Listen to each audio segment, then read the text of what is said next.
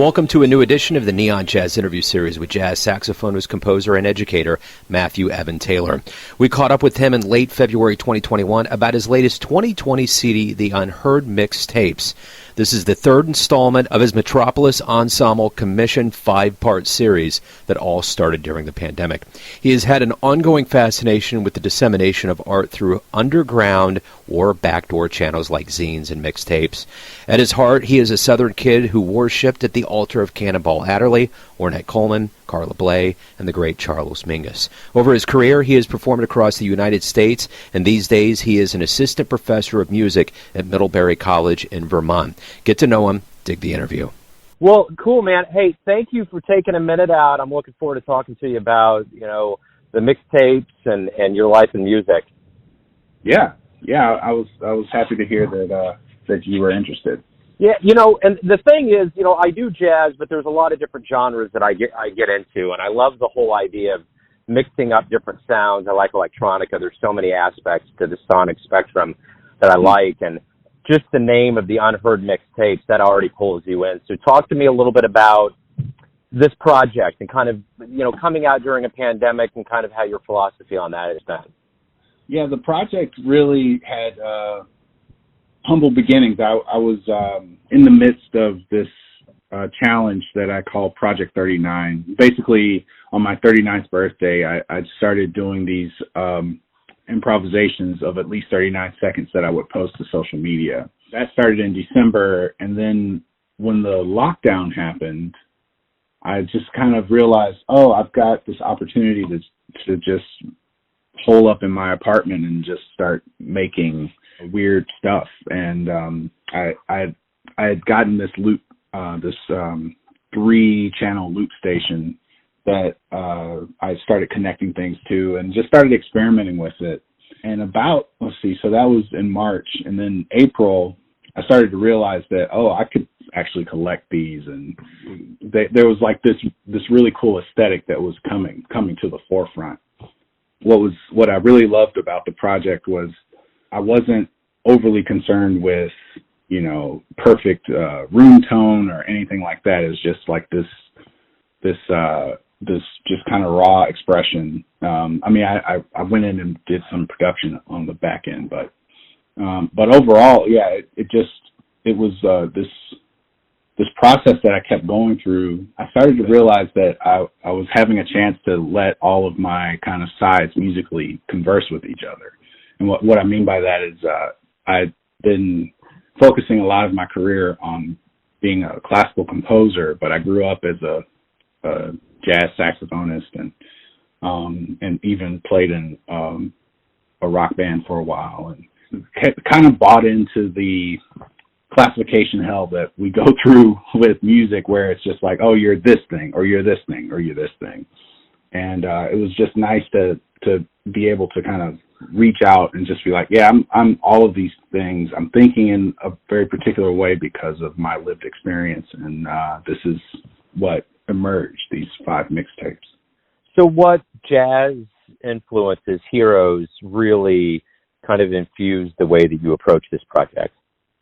There's always a latent bit of Ornette Coleman and John Coltrane in what I'm doing, and also Cannonball Adderly. I think Cannonball Adderly was my first true jazz love and as a player. So there's definitely some inspiration from Miles's Electric Period and from Weather Report, but it's mostly those guys that had kind of Ornette and Coltrane, and Mingus. And I guess what kind of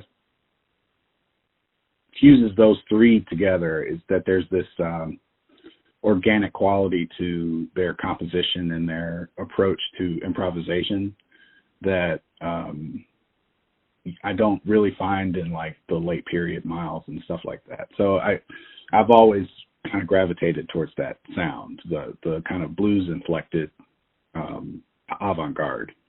I know that these, a lot of this you were doing during the pandemic. Kind of overall, when you think about where we're at in this process and, releasing music, how have you been doing during this pandemic and kind of just the whole entirety of it? I think I've been doing fairly well. I've definitely had some moments where of peak frustration and anger, but I'm constitutionally I'm an optimist, so I tend to see the silver lining in things, and I've really been appreciative of how much like my focus has turned to keeping strong ties to my family, and really actually starting to dip my toe into activism a little bit and these things like that, where in the past I'd been running so fast and so furiously from deadline to deadline that I didn't really have to, I wasn't giving myself room for any kind of introspection. With this project, I finally really, I felt like, if you read the liner notes to the first of the mixtapes, I started off with the line, self-awareness is hard to come by. And what I was kind of referring to there is just that it kind of took a catastrophe like this for me to take actual stock of what I valued as a musician and as a person. And so, despite the kind of the misery and everything that was going on, that is really continuing to go on, it's been a real boon for me as well, on a personal level. So talk to me about growing up. Like, where were you born and raised, and kind of how did the roots of jazz start for you? So I was born in Boston, but raised primarily in Alabama, first in Tuskegee and then in Birmingham. My parents split when I was really young, and so I lived with my mom in Tuskegee, Alabama. Like, basically, I left when I was after my second grade year, and then moved in with my father in Birmingham. My father's really the one that sparked the interest in jazz in particular. I was always pretty much just enamored with music from a very young age. There are a bunch of pictures of me with the toy plastic like clarinets and stuff, or tooling around on my grandmother's piano or something like that.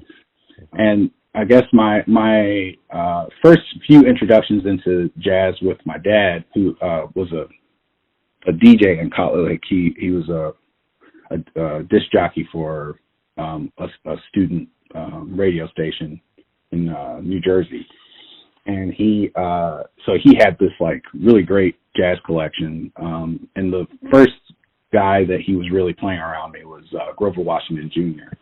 So Mr. Magic, and I don't know if you remember there was the album Out Front, I think it's called Out Front, something like that. It was yeah.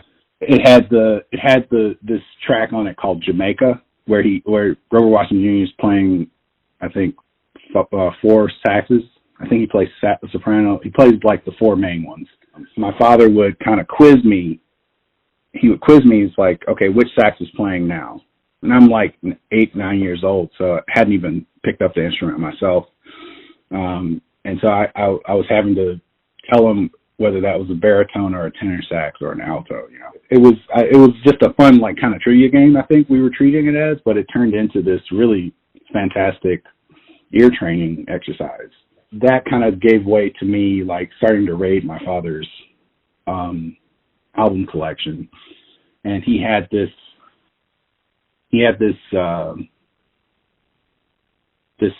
series, this anthology from the Smithsonian. It was like a 5-disc anthology of jazz. Basically, I think it came out in the mid-'80s or something, or maybe the early '90s. And like the 5th disc had all of the had 2 Ornette Coleman tracks, or 3 Ornette Coleman tracks, Mingus and Sonny Rollins and the World Saxophone Quartet on there.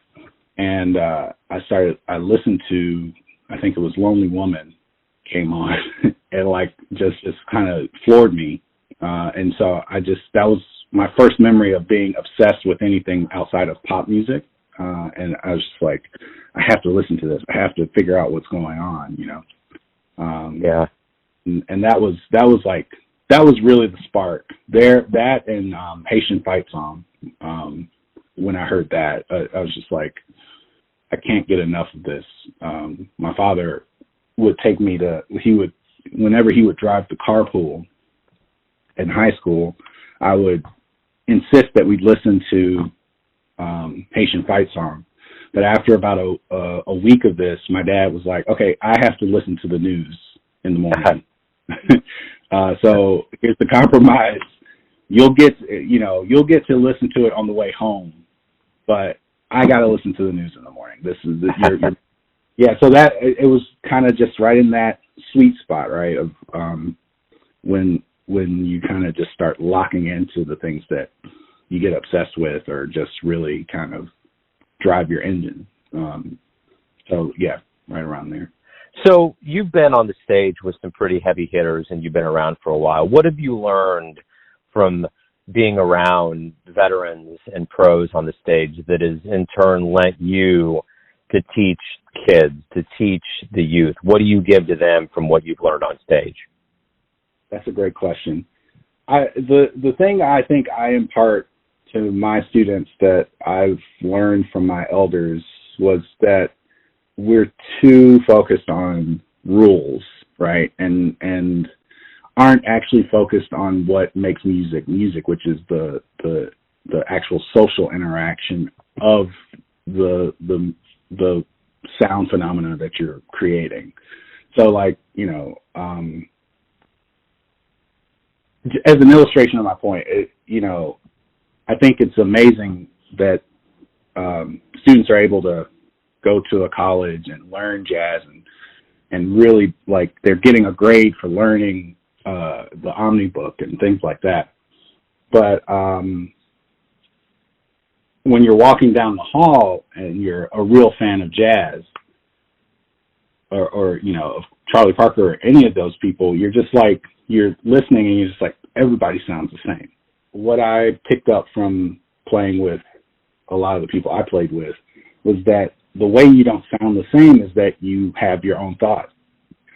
The tension comes at you being independent, but you trying to fit your independent thought within a group setting. People aren't asking you to conform; they're asking you to be a co-creator in a situation.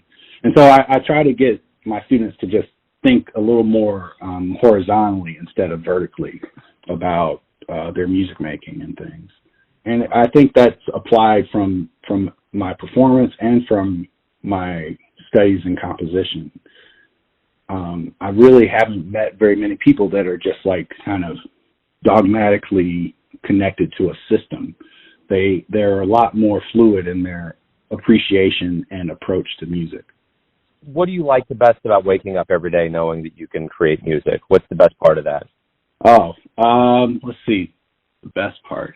There's so much good about it. I guess it's if I'm getting just really, really like kind of fundamental with it, it's just the chance to move the air in a different way.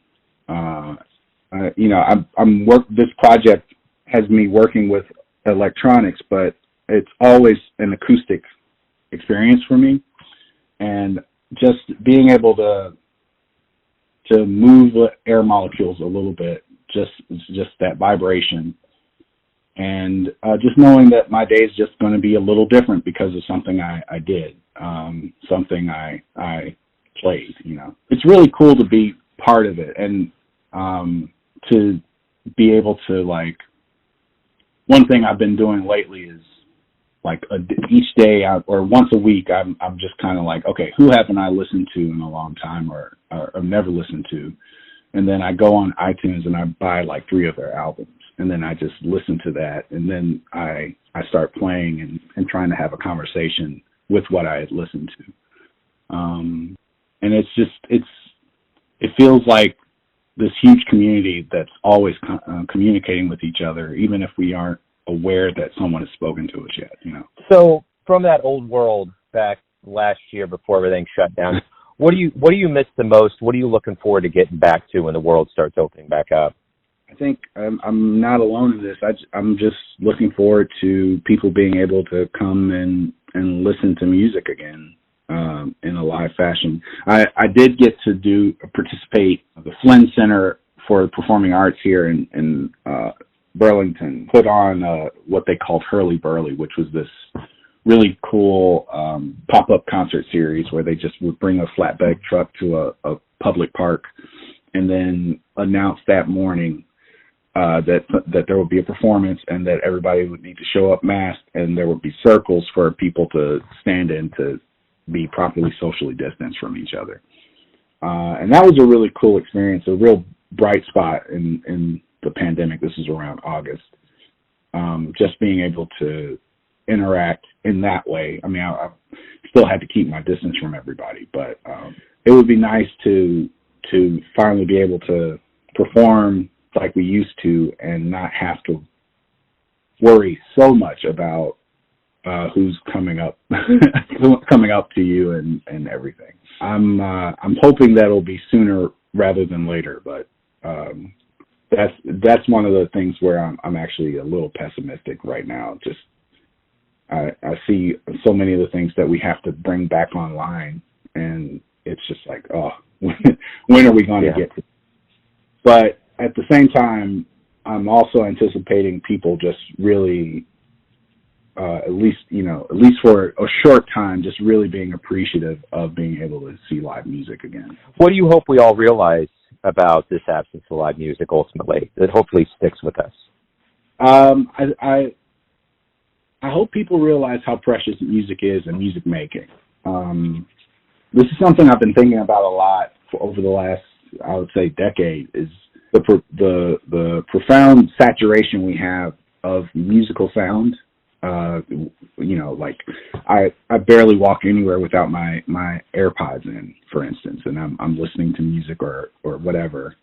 And I think on one hand, it's been great that we have that connection, that people are listening, but the engagement is way down. And now I think what I'm hoping is happening is that people are understanding what an amazing thing it is that we make music, and that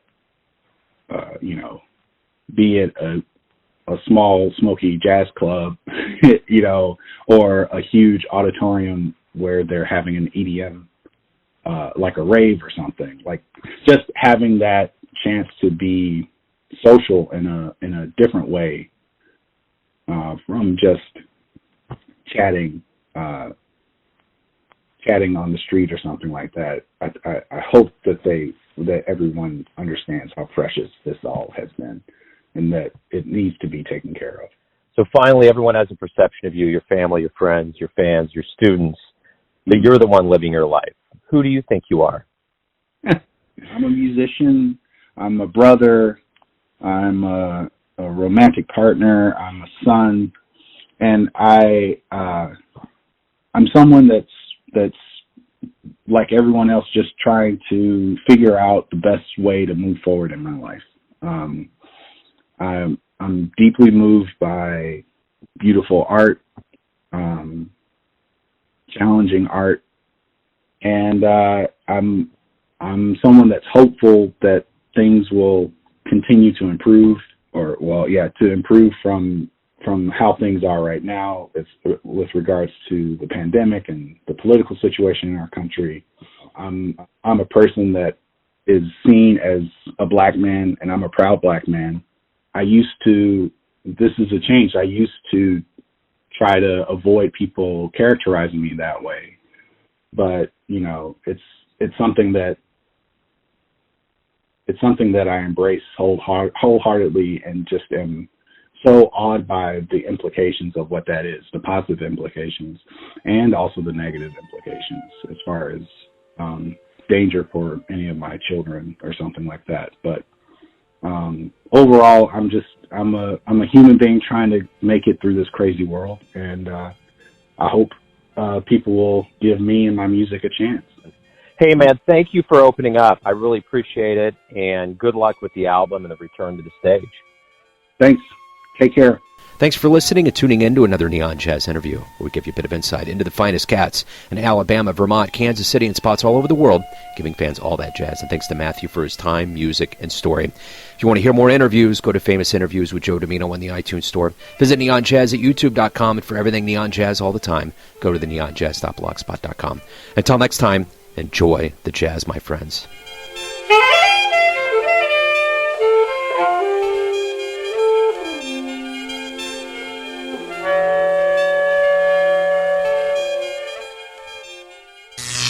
Neon Jazz.